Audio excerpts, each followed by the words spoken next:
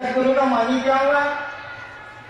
जगत गुरु का मानी हुआ कि इस दुनिया में, इस संसार में, इस जगत में कोई भी आदमी है, कोई भी इंसान है, वो किसी जगह पर रहता हो, किसी जाति का हो, काला हो, गोरा हो, उजला हो, पीला हो, लाल हो, कोई अंतर नहीं आता।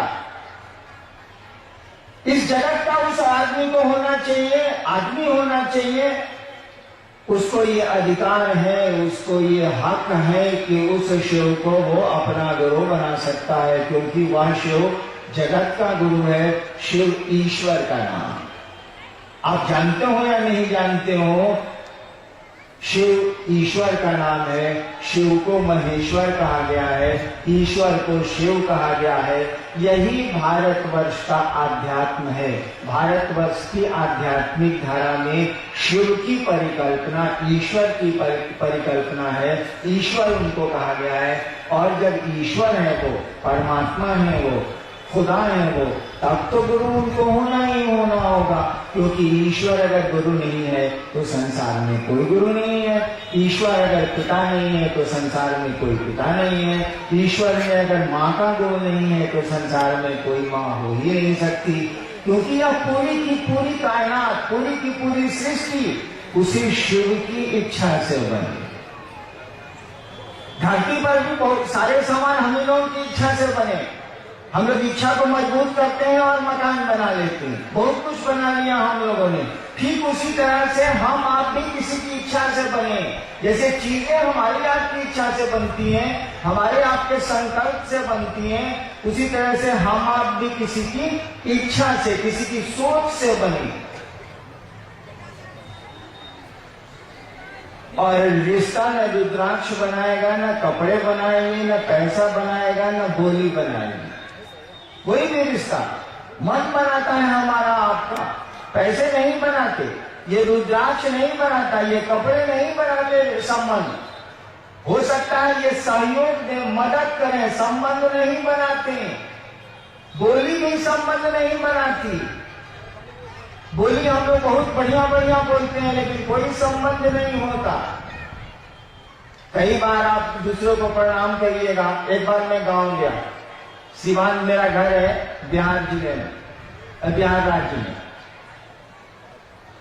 एक आदमी को मैंने कहा, काका गोड़ लागता नहीं। मेरा साथी था, वो आदमी चला गया, तो मेरा साथी पूछा कि बॉस ये कौन आदमी था? उस समय मैं पटना में मजिस्ट्रेट था। ये कौन आदमी था?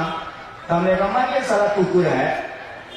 देखिए, बोली से तो काका को प्रणाम किया हमने, लेकिन मौन बुझ रहा है कि पूरे गांव को लड़ाता है, पूरे गांव में झगड़ा कराता है। लेकिन गांव के रिश्ते में वो चर्चा लगता है, तो शिष्टाचार में तो काका प्रणाम करना ही नहीं करना।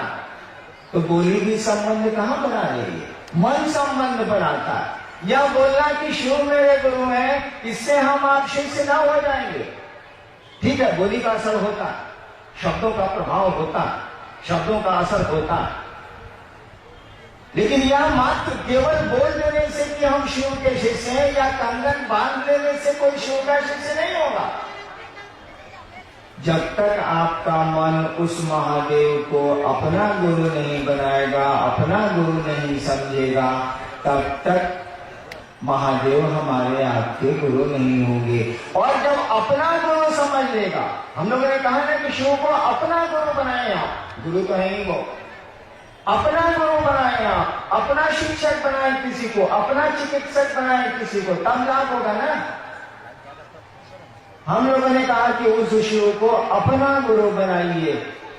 अपना का अर्थ समझते हैं, खुद समझते हैं। जब अपना समझ लीजिएगा ना, तो किसी को कुछ कहने की जरूरत नहीं है, आपको सब समझ में बात आ जाएगी।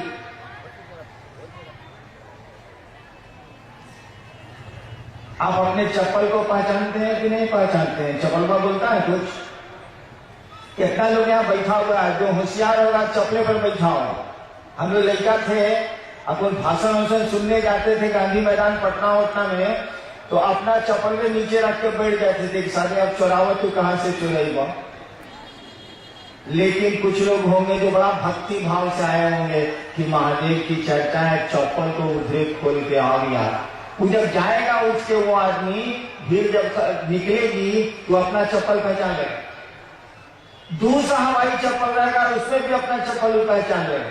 ये हमारा चलो हटो, इसे वो टुकड़ा कहाँ दिया, वो वहां है, वहां देखो देखो खोज लेगा। वो काहे खोज लिया?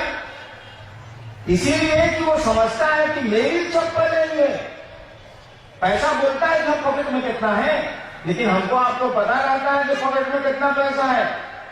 कुर्ता बोलता है कि आपका कुर्ता है, हम पैंट बोलता है, शर्ट बोलता है कि आपका है, हम ले गए भाई साहब हम ही हैं, उठा लीजिए, नहीं बोलता है। आप उसको अपना समझते हैं इसीलिए ढूंढ लेते हैं, अपना समझ लेते हैं इसीलिए पूरी की पूरी पहचान उसकी आपके दिमाग में बनी हुई है।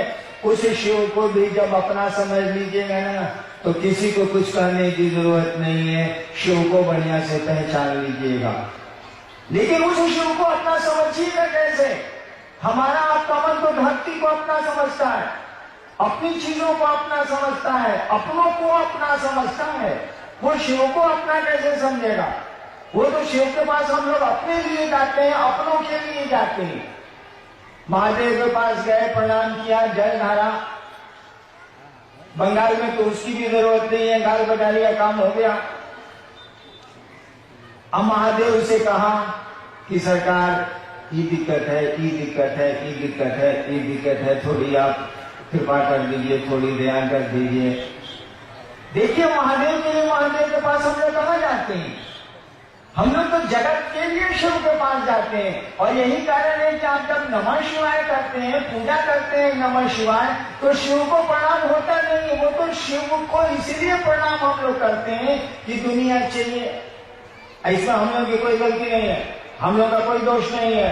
रावण भी गया था त्रिलोक की शक्ति मांगने, अर्जुन भी गए थे पशुपतास्त्र मांगने, बृहस्पति भी गए थे वाचस्पति की उपाधि मांगने, शुक्राचार्य भी गए थे संजीवनी विद्या लेने, भगवान विष्णु भी गए थे चक्र सुदर्शन लेने। जब वही लोग गए थे तो हम लोग कहते हैं तो कौन खराब बात है भाई, हमें देवे करेंगे, हम लोग की जरूरत है तो। लेकिन सामान से काम नहीं चलता है, शक्ति से काम नहीं चलता है, उसके लिए ज्ञान भी चाहिए, उसके लिए समझ भी चाहिए। मेरे सामने माइक्रोफोन लगा हुआ है ना, आप तक आवाज मेरी जा रही है ना? अभी एम्पलीफायर वाले मिस्त्री चले जाए उधर, कोई गड़बड़ी हो जाए, अगर हमको आपको इसका ज्ञान नहीं है कि चालू कैसे होता है, तो समूचा प्रोग्राम भंडोल हो जाएगा। सुनिए नहीं सकता कोई, इतना आदमी कैसे सुनेगा बिना माइक्रोफोन के, बिना एम्पलीफायर के? देखिए शक्ति इसमें है, लेकिन शक्ति को संचालित करने वाला उसके पास ज्ञान है, बैठा हुआ है एम्पलीफायर के पास। शक्ति इसमें है, लेकिन शक्ति ये संचालित कैसे होगी, चलेगी कैसे, ये काम कैसे करेगी, इसकी समझ रखने वाला जो है ना, वो एम्पलीफायर के पास बैठा हुआ है, उसको ज्ञान है। हमारे पास ज्ञान नहीं है, हम इसका उपयोग नहीं कर सकेंगे। ठीक उसी तरह से सामान से काम नहीं चलेगा, संपत्ति से काम नहीं चलेगा, शक्ति से काम नहीं चलेगा। इन चीजों को चलाने की समझ भी चाहिए। समझ में ज्ञान, गुरु ज्ञान देते हैं, सुना है ना, गुरु से ज्ञान मिलता है। ज्ञान असमझ एक ही चीज है।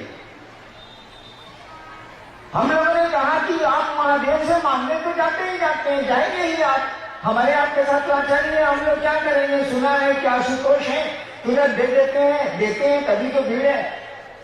हम लोगों ने कहा कि दानी महादेव से तो आप लेने जाते हैं, अरे ज्ञानी महादेव भी वो है भैया। जो दानी महादेव है वो ज्ञानी भी है, तो ज्ञान का नहीं लेते हैं। बिना ज्ञान के कुछ चलेगा? कुछ नहीं चलेगा। याद करिए तो देखिए, वो पीछे बैलून बिक रहा। अगर मैं 5 साल का होता, अब बाबूजी कहते कि चलो चलो मंच पर चलो, चर्चा होता महादेव के, हम कहती कि बाबूजी पहले हमरा कहू बैलूनवा कीन दी तो अब चल। क्यों? बच्चा तो समझेगा, बच्चों को क्या मतलब, कोई चर्चा हो रही कि क्या हो रहा। लाल बैलून चाहिए, क्या लाल रुई वाली मिठाई बिक रही थी, मैं बचपन में बहुत खाता था। रुई वाली मिठाई अभी देखा थोड़ी देर पहले बिक रही थी बांस में, तो बच्चा तो उसी के पास जाएगा, उसको उतनी ही समझ है। एक बार मैं दार्जिलिंग गया, बाबूजी पूर्णिया में अफसर थे मेरे, मैं बहुत छोटा था। दार्जिलिंग में वो सीटी बिक रही थी, सीटी नहीं होती है, सीटी बजाने स्काउट्स में जो होती, दुकानदार से हमने सीटी ले ली, दुकानदार बोला 1 रुपया दाम। सोचिए 1953-54 में 1 रुपए की क्या कीमत होगी। उस समय मेरे पिताजी मजिस्ट्रेट थे और उनकी तनख्वाह थी 125 रुपए। मैं मजिस्ट्रेट हुआ तो मेरी तनख्वाह थी 500 रुपए। बाबूजी जब मेरे मजिस्ट्रेट हुए थे 1952 में, तब तनख्वाह थी 125 रुपए। और सीटी जो दार्जिलिंग में बेच रहा था दुकान वाला, बोला 1 रुपया में। 1 रुपया में तो उस समय 1 मन चावल मिलता था। बाबूजी ने कहा नहीं खरीदेंगे। हम कहा कि कैसे नहीं खरीदिएगा, यूं हम देखिए लेते हैं। 3 दिन तक जे छरियाए कि सीटी किना गया। रास्ता भर ट्रेन में दार्जिलिंग से पूर्णिया तक, कटिहार तक सीटी बजाते आए, फुर फुर फुर सीटी बजाते आए। देखिए उसके लिए हम 3 दिन तक झगड़ा किया और सीटी किनवाई लिया 1 रुपए की। अब आप हमको 10 को सीटी ला के दीजिए तो कि सर आप जो घर से आए हैं, महादेव की चर्चा करने आए हैं, आपको सौगात के रूप में हम लोग 10 को सीटी लेके आए हैं। हम कहेंगे खोस लीजिए, फुरफुराते रहिएगा। हम क्या करेंगे सीटी। देखिए ज्ञान, देखिए बुद्धि। आपका 2 बच्चा है, प्लास्टिक की गाड़ी के लिए आपस में लड़ा जाएगा। जब आप ही खरीद के दिया 2 रंग की प्लास्टिक की गाड़ी खरीद दीजिए अपने 2 बच्चों को, दोनों मार कर लेगा अगर एक दूसरे को छू दिया प्लास्टिक की गाड़ी को। आज जबकि जानता है कि माई खरीद के दे दिया, चाहे बाबूजी खरीद के दिए हुए, उसकी समझ ही उठती है। धीरे धीरे जब उसको शैक्षणिक ज्ञान मिलता है, धीरे धीरे जब उसको समझ हो गए, समाज से मिलती है, शिक्षकों से मिलती है, तब वो समझता है कि सीटी से जिंदगी नहीं चलती, बैलून से जिंदगी नहीं चलती, प्लास्टिक के खिलौनों से जिंदगी के दिन नहीं गुजरते हैं। ठीक उसी तरह से जब गुरु ज्ञान देंगे आपको, तब आपको समझ में आएगा कि आप महादेव से क्या मांगने जा रहे हैं, क्या चीज ले रहे हैं आप। बिना समझ के तो आप मांग भी नहीं सकते हैं। सोचिए तो जरा, जो टीवी नहीं देखा हो टीवी मांगेगा कैसे? जो टीवी देखा ही नहीं टीवी मांगेगा कैसे? जो लड़का टीवी देखने नहीं किया, वो अपने होने वाले ससुर से कहेगा कि हमको हमें टीवी दीजिए, सारा देखने नहीं किया तो मांगेगा कहां से? ज्ञानी नहीं है, उसको समझ ही नहीं है। गुरु ज्ञान देते हैं। हम लोगों ने कहा कि जो आपका बाबा है, कहा जाता है कि चंदा मामा सबके मामा, शिव घर घर के बाबा। बिहार में तो और झारखंड में तो ये कहावत है कि चंदा मामा सबके मामा, शिव घर घर के बाबा। हम लोगों ने कहा कि जरा अपने बाबा से पढ़ के देखिए तो पढ़ाता है कि नहीं पढ़ाता। हमने तो जब गुरु माना था शिव को 1974 में, तो हमको तो मालूम ही नहीं था कि ये गुरु है। हम तो भगवान समझ के उनको गुरु माना। हमारे दिमाग में है कि गुरु भगवान होता है, कि भगवान गुरु क्या नहीं है। और भगवान हमने शिव के बारे में सुना था, अपने घर सुना था, समझा नहीं था, सुना था कि शिव को कहते हैं। मैंने शिव को गुरु मान लिया। हमको तो मालूम भी नहीं थी बात। आज तो कोई आपको बताने वाला है कि शिव गुरु है, किताबों में लिखा है, शास्त्रों में लिखा है। आप उसको अपना गुरु बना के देखिए। सोचिए कि शिव आपके गुरु है, कुछ करने उठने की जरूरत नहीं है। सोचिए आप केवल। हम लोगों ने कहा कि इस सोच को अगर भुलाइए नहीं, भुला जाइएगा तब तो मामला गड़बड़ हो जाएगा। रिश्ता भुला जाइएगा तब तो रिश्ता नहीं चले। यादें अगर सो जाएंगे ना तो रिश्ते भी सो जाते हैं। स्मरण अगर खत्म हो जाएगा ना तो संबंध भी खत्म हो जाएगा। इसीलिए कबीर कहते हैं सुरती के डोरिया गगन बिच लागे। सुरती मने स्मृति, सुरती मने याद। यह याद की शिव मेरे गुरु हैं, अगर आपके मन में कायम रह गई, ठहर गई, शिव आपके गुरु हो जाए और नतीजा आपको मिलने लगेगा। अभी मेरी तरह छिछियाए चलिएगा, लोगों को कहते चलिएगा ये महादेव के गुरु माने ना, महादेव का क्या कल्याण होगा, हमारा तुम्हारा कल्याण हो जाएगा। यार अकल तो आ जाएगी, समझ तो आ जाएगी। शिव गुरु है तो दया करेंगे ना। तुम शिष्य बनो। कुछ जिज्ञासा भी आई है तो हम लोग करते हैं उसको। आइए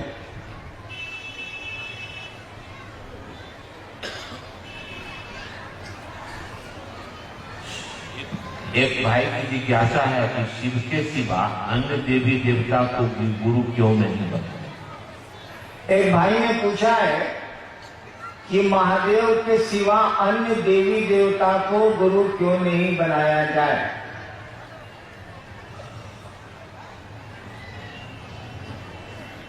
आप अन्य देवी देवता का जो कृत्य है, जो चरित्र आया है किताबों में या कहानियों में, उसको पढ़ के देखिए। वो लोग गुरु का काम करेगा तब ना उसके यहाँ आप पढ़ने जाइएगा, नहीं करेगा तो कैसे पढ़ने जाइएगा। अस्पताल में बच्चे को पढ़ने के लिए भेजिएगा। मैं सरकार में 32 साल प्रशासन में था, हमारे पास भेजिएगा पढ़ने के लिए। हम तो कहेंगे भैया हम मजिस्ट्रेट हैं या फिर सरकार में ज्वाइंट सेक्रेटरी हैं, डिप्टी सेक्रेटरी हैं, हम पढ़ाएंगे नहीं ना, हम तो प्रशासन के लोग हैं, नौकरी करते हैं, शिक्षक थोड़े ही।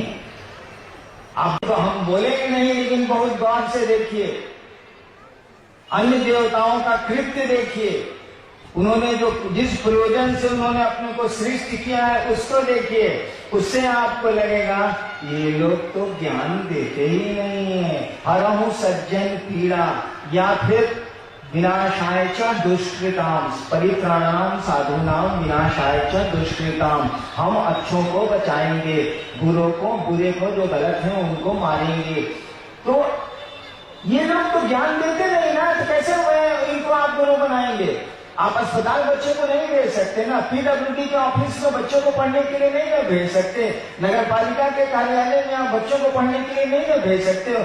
वहां तो तरह तरह के कार्य होते हैं। पढ़ाने का काम तो मात्र विद्यालय में होता है, शिक्षक करते हैं। इसीलिए पूरे शास्त्र भारतवर्ष के, पूरी किताबें भारतवर्ष की कहती हैं कि शिव गुरु हैं, जगत गुरु हैं, आदि गुरु हैं, और वो गुरु का काम करते हैं। पूरी किताबें शिव को गुरु के रूप में स्वीकार करती है, रिकॉग्नाइज करती हैं, क्योंकि वो ईश्वर का नाम है। ईश्वर को तो गुरु होना ही होना होगा। आपके शिव पुराण में लिखा है कि भगवान विष्णु और ब्रह्मा जी को शिव कह रहे हैं। शिव पुराण में पढ़ा नहीं हूं, एक बार मैंने उल्टा था, उसमें लिखा है कि शिव कह रहे हैं ब्रह्मा जी से कि हे ब्रह्मा जी आप सृष्टि की उत्पत्ति का कार्य करिए, हे विष्णु जी आप सृष्टि के पालन का कार्य करिए, मैं तो सृष्टि को ज्ञान देने का कार्य करूंगा। शिवपुराण में भी ये पंक्ति आई है, बहुत पुराणों में आई है, बहुत किताब में आई है। तो जो काम करेगा उसके पास तो उस काम के लिए भेजिएगा। हमारे पास मोटरसाइकिल खराब हो गई तो बनाने के लिए नहीं भेजिएगा, उसको तो गैरेज में नहीं भेजिएगा। ठीक उसी तरह से जो देवता गुरु का कार्य करते हैं, भगवती गुरु का कार्य नहीं करती, उनको गुरु कैसे बनाएंगे आप। हाँ, उनको उनके पास चले जाइए अगर भक्त रूप में, और ज्ञान चाहिए तो आपको बढ़िया स्कूल में भेज देंगी, वह अच्छे गुरु के पास आपको भेज जरूर देंगी, लेकिन खुद इस काम को वो नहीं करती हैं। जो करेंगे उन्हीं के पास ना बच्चों को पढ़ने के लिए भेजिएगा या खुद पढ़िएगा। एक भाई की जिज्ञासा है कि नमः शिवाय जाप करते समय ओम क्यों नहीं लगाया जाता। इसीलिए कि ओम उसमें लगा हुआ नहीं है, इसीलिए नहीं लगाया जाता। वैसे ओम लगा के भी जप करिए, कोई खास बात नहीं है। ओम हटा के भी जप करिए, कोई खास बात नहीं है। जब तक गुरु की दया नहीं होगी, गुरु से आपका जुड़ाव नहीं होगा, तब तक परिणाम अच्छे, बहुत अच्छे नहीं आएंगे। क्योंकि मंत्रों का, शब्दों का जो चैतन्य होता है ना, उसमें जो ऊर्जा होती है ना, वह गुरु प्रदत्त है, गुरु से आती है। बिना गुरु के ओम नमः शिवाय भी आप कर सकते हैं, नमः शिवाय भी आप कर सकते हैं। लेकिन जो भारत के विद्वान हैं, जो भारत की अच्छी किताबें हैं, या मैं व्याख्या भी कर सकता हूँ, नमः शिवाय मंत्र है, ओम बहुत बाद में सम्मान के लिए लगा हुआ है। वैसे जपने के लिए आप स्वतंत्र हैं, जो जपिए, बिना गुरु से जुड़े मंत्रों का बहुत प्रभाव नहीं होता। एक भाई की जिज्ञासा है कि शिव शरीर में नहीं है तो ज्ञान कैसे मिलेगा। एक भाई ने पूछा है कि शिव शरीर में नहीं है तो ज्ञान कैसे मिलेगा। जब हम महादेव को 74 में गुरु माना था ना, आरा के गांधी, आरा एक जगह है बिहार में, वहां एक श्मशान है शहर के बगल में कांगी। मैं 74 में वहां साधना किया करता था, वहीं मैंने शिव को गुरु माना था।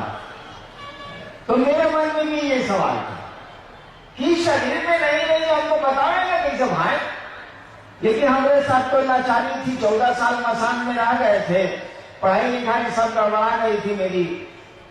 लाचारी में मैंने शुरू को गुरु मान लिया कि अब कितना बहु आएंगे, छोड़ो अब गुरु भगवान होता है तो भगवान को ही गुरु मान लेते हैं। शिव को मैंने भगवान समझ के गुरु मान लिया। लेकिन मेरे दिमाग में भी ये बात थी कि शरीर में नहीं होते, बोलेंगे कैसे, समझाएंगे कैसे ये। बाद में समझ में आई बात कि समझाने के लिए बोलने की कोई जरूरत नहीं है। हम लोग इतने सियाने हो गए हैं, बच्चे थे ना, कोई तो हम लोगों का सामने नहीं रहा जो हाथ पांव बड़ा करके खींच के बड़ा करे, स्वतः बड़े हो गए। हम लोग एक सप्ताह में नाखून काटते हैं, नाखून बढ़ाता कौन है, कोई घिसता होता है इसको कहा जो बढ़ जाता है। बाल बनवाते हैं कि बाल सारा बढ़ कैसे जाता है जो आप बनवाते हैं। अदृश्य चीजें आप पर प्रभाव डाल रही हैं। कहाँ से आए हैं आप, कहाँ को जाएंगे आप, किसी कोई प्रत्यक्ष माध्यम आपको नहीं दिखता है। हम लोग कैसे आ गए, कहाँ से आ गए, किस लिए आ गए, कब तक रहेंगे, कोई यहाँ पर फिजिकल बॉडी नहीं है जो इस काम को दिखता हो करता हुआ। सब कुछ अदृश्य माध्यमों से चल रहा है, सब कुछ अनसीन है, अनजाना है। गुरु इसकी समझ देते हैं, शरीर का कोई अर्थ नहीं होता है। शंकराचार्य एक जगह लिख रहे हैं, आदि शंकराचार्य जो सबसे पहले शंकराचार्य हैं, शिव गुरु की स्तुति लिख रहे हैं। लास्ट में उनकी संस्कृत में जो लिखा है श्लोक, उसमें उन्होंने लिखा है इस बात को कि वट तरु मूले, एक वट का वृक्ष है बहुत बड़ा, उसके जड़ के नीचे वट तरु मूले, वट वृक्ष के जड़ के पास एक युवा साधु बैठा हुआ है, युवा गुरु बैठा हुआ, एक नौजवान गुरु बैठा हुआ है वट वृक्ष के नीचे। और उसके जितने शिष्य हैं सभी वृद्ध हैं, सभी बूढ़े हैं, वो गुरु नौजवान है। शंकराचार्य लिख रहे हैं, शिव गुरु के बारे में स्तुति कर रहे हैं, तो नाम नहीं ले रहे हैं शिव गुरु का। पहले कह रहे हैं कि एक वट का पेड़ है, वट वृक्ष है, वट का पेड़ है, उसके जड़ के पास एक युवा नौजवान गुरु बैठा हुआ, उसके चारों ओर जो शिष्य बैठे हुए हैं सभी बूढ़े हैं, वृद्ध हैं। सबसे आश्चर्य की बात शंकराचार्य लिख रहे हैं, सबसे आश्चर्य की बात है कि ये गुरु कुछ बोल ही नहीं रहा। शंकराचार्य लिख रहे हैं कि वट वृक्ष के नीचे ये जो युवा पुरुष है, गुरु बैठा हुआ है, उसके जितने शिष्य हैं सभी वृद्ध हैं, और सबसे आश्चर्य की बात है कि ये गुरु कुछ बोल ही नहीं रहा। तब भी क्या हो रहा है, शिष्यों के संशय, शिष्यों का की जो शंकाएं हैं, संशय है, वो मिट रही हैं, खत्म हो रही हैं। और उन्हीं की इस लाइन को भारतवर्ष ने पकड़ लिया। लिखा शंकराचार्य ने, गुरुस्तु मौनम व्याख्यानम छिन्नते शिष्य संशया। शंकराचार्य ने लिखा, गुरुस्तु मौनम व्याख्यानम, गुरु कुछ बोलते नहीं है, गुरुस्तु मौनम व्याख्यानम, ऐसी बोली जिसमें आवाज नहीं है। गुरुस्तु मौनम व्याख्यानम छिन्नते शिष्य संशया, शिष्यों के संशय, शिष्यों की शंकाएं पल प्रतिपल खत्म हो रही हैं। तब शंकराचार्य कहते हैं, ऐसे शिव गुरु को प्रणाम है, ऐसे दक्षिणामूर्ति शिव को प्रणाम है। मैंने बताया है कि वट वृक्ष के नीचे युवा गुरु है, उसके सारे शिष्य बूढ़े हैं, और सबसे आश्चर्य की बात है कि गुरु कुछ बोलता ही नहीं है। तब भी शिष्यों के संशय पल प्रतिपल छिन्न हो रहे हैं, खत्म हो रहे हैं। और यही लाइन भारतवर्ष की गुरु परंपरा में चली, गुरुस्तु मौनम व्याख्यानम छिन्नते शिष्य संशया।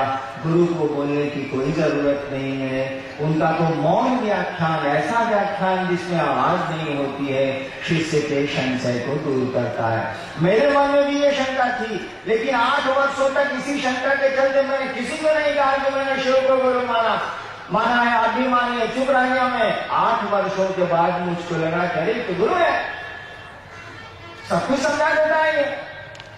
मुझको नमः शिवाय भी भाई से मिला, चमत्कार सीखने गया था, वो भी मैंने सीख लिया, कोई बताने वाला नहीं, तब भी चमत्कार होने लगे।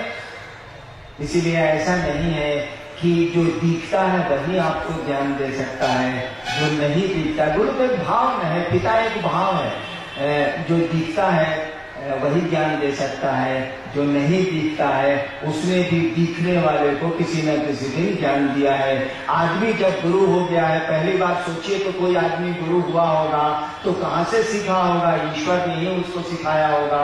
और इसीलिए वेदों के बारे में कहा जाता है ये ईश्वर की वाणी है। वेदों के बारे में कहा जाता है ना, ये ईश्वर की वाणी है। पहला आदमी जो धरती पर आया होगा और उसको जो ज्ञान आया होगा, कहाँ से ससुरा पढ़ा होगा, कहाँ से किताबें मिली होंगी उसको? वो पहला आदमी था, उसको सिखाया कौन होगा? अरे ईश्वर ही सबको सिखलाता है, परमात्मा ही सबको सिखलाता है। वही हमको आपको इस धरती पर ले आया है और उसी की इच्छा से हम आप धीरे धीरे इस धरती से जाते भी हैं, वापस भी हो जाते हैं। हमारा आपका यहाँ घर थोड़ी ही है, हम लोग तो घूमने आए हैं, यात्रा पर आए हैं। आज है कल नहीं रहेंगे, कल है परसों नहीं रहेंगे। हमारी आपकी यात्रा का कौन ठिकाना? एक भाई की जिज्ञासा है कि शिव शिष्यों पर खान पान आदि की परियोजनाएं क्यों नहीं लगाई जाती है, जबकि अन्य पंथों में ऐसा होता है। एक भाई ने पूछा है कि शिव शिष्यों पर खान पान की वर्जना क्यों नहीं लगाई जाती है? माने होगा कि मत खाइए, मत खाइए, खाइए, मत करिए। देखिए भाई, गुरु शिष्य की परंपरा में कानून गुरु का चलेगा, चेला वाला का नहीं चलता। किसी को गुरु बनाइएगा तो नियम कानून उसका चलेगा कि हमारा आपका चले, नहीं चले। हम लोगों ने शिव को गुरु बनाया तो कानून उनका चलेगा, हमारा आपका थोड़े चले। उस जगत के गुरु हैं, जगत में भिन्न भिन्न प्रवृत्ति और प्रकृति के लोग हैं कि नहीं है? एक आदमी के अंगूठे का निशान संसार में आज तक दूसरा नहीं मिला। किसी के अंगूठे का निशान संसार में एक नहीं है। तो भिन्न भिन्न प्रवृत्तियां हैं, कोई कुछ चाहता है, कोई कुछ खाता है, कोई कुछ करता है, कोई कुछ सोचता है। भिन्न भिन्न प्रवृत्तियां हैं और भिन्न भिन्न प्रकृतियां भी हैं, स्वभाव भी भिन्न भिन्न है। चाहते भी भिन्न भिन्न लोग हैं, सोचते भी भिन्न भिन्न तरह के लोग हैं और स्वभाव भी भिन्न भिन्न है। अंगूठे का निशान एक नहीं हुआ तो बाकी चीजें अब क्या एक होंगी? वो जगत का गुरु है और ये संसार उसी शिव का है। भले हमारा आपका महादेव नहीं हो, शिव के तो हम सभी हैं, हमारा आपका महादेव हो या नहीं हो। हमारी तो बीवी है, हमारे बच्चे हैं, हमारा परिवार है, हमारा पैसा है, हमारा घर है। महादेव को तो इसी के लिए खोजने जाते हैं। महादेव के तो सभी हैं, उस शिव के तो सभी हैं, उस खुदा की खुदाई तो पूरी की पूरी है, वही है सब कुछ, तो उसके तो सभी हैं। वही जगत का गुरु है, वही गुरु भी है, वही जगत का पिता भी है, वही जगत की माँ भी है, सब कुछ वही है।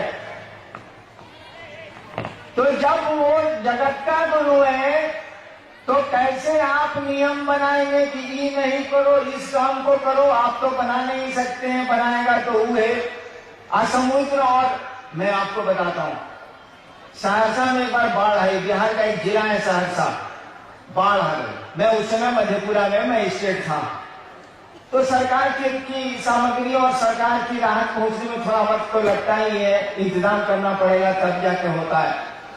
इस बीच में लोग क्या करते हैं आपको पता है? रेलवे लाइन पर लोग चले जाते हैं परिवार को लेके, ऊंची जगहों पे चले जाते हैं परिवार को लेके, चारों ओर पानी है और कुछ नहीं है। वहीं की मछलियों को वो तलते हैं, अपने बच्चों को पालते हैं, अपने को जिंदा रखते हैं। क्या करेंगे, खाएंगे क्या? वो वहां तो केवल पानी ही पानी है। क्या उन मछलियों को जो बाढ़ में डूबे हुए लोग हैं ऊंचाइयों पर, उन मछलियों को खाने के चलते उनका शिव गुरु नहीं होगा भाई? काहे? महादेव उनका नहीं है, वो तो सबका है ना, सभी उसके हैं ना। तो मछली खाने से महादेव उनका गुरु नहीं होगा। ठीक है, आप खाएं या नहीं खाएं आप जाने, आप उसको महादेव से कुछ लेना देना नहीं है। लेकिन बताए, मेरी बेटी है सिंगापुर में, मेरे गांव एक ही बेटी है, यह हिंदुस्तान अखबार में थी बिहार में, अभी सिंगापुर में है वो, और उसके हस्बैंड भी डॉक्टर हैं वहीं सिंगापुर में। एक बार मेरे दामाद ने फोन किया मैं मुझको डेरे पर पटना में, उस समय मैं वहां ज्वाइंट सेक्रेटरी था गवर्नमेंट में, सरकार में, कि यहाँ तो खाने के लिए कुछ मिलता ही नहीं है।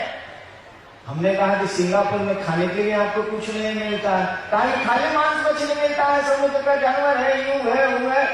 सो यहाँ तो हम बंद खाते, पाव रोटी खाते रह रहे हैं। वो है शाकाहारी, मेरे दामाद पूरी तरह है शाकाहारी। समस्या हुई उनके भोजन की, तब हमने बेटी को हिंदुस्तान अखबार से रिजाइन कराया और तब उसको सिंगापुर भेजा कि जाओ कुछ बनाओ ना तो डॉक्टरवा को खिलाओगी ना। वो तो कहता है कि यहाँ कुछ सब्जी तब्जी कुछ मिलते नहीं करती है, बड़ी महंगी। यहाँ एक दो दुकानें हैं पूरे सिंगापुर में जहाँ सब्जियां मिलती हैं, भारी मुश्किल है। कहा सिंगापुर के लोगों को शिव को गुरु मानने का अधिकार नहीं है क्या? क्या समुद्र के किनारे रहने वाले मछुआरों को शिव को गुरु मानने का अधिकार नहीं है क्या? अरे बात भी उसी का है, बैल भी उसी की है, बैल भी उसी का है, बकरी भी उसी की है। तो जब शिव को गुरु बनाएंगे आप तो इन नियमों को तो लागू कर ही नहीं सकते आप। और इसीलिए हम लोग कुछ नहीं बोलते हैं। हम लोग नहीं बोलते हैं कि मांस मछली खाएं आप, हम लोग नहीं बोलते हैं कि मांस मछली छोड़ें आप। हम लोग कुछ बोलते नहीं, कहते हैं कि जो मेडिकल साइंस कहता है सो करिए, आपको जो ठीक लगता है आपके शरीर के लिए जो ठीक है सो करिए, लेकिन 3 काम जरूर करिए। शिव को गुरु बनाइए और गुरु बना के उनको रखिए अपना गुरु, उनको प्रणाम करना सीखिए, उनसे दया मांगने की कोशिश करिए और शिव गुरु हैं इसकी चर्चा करिए।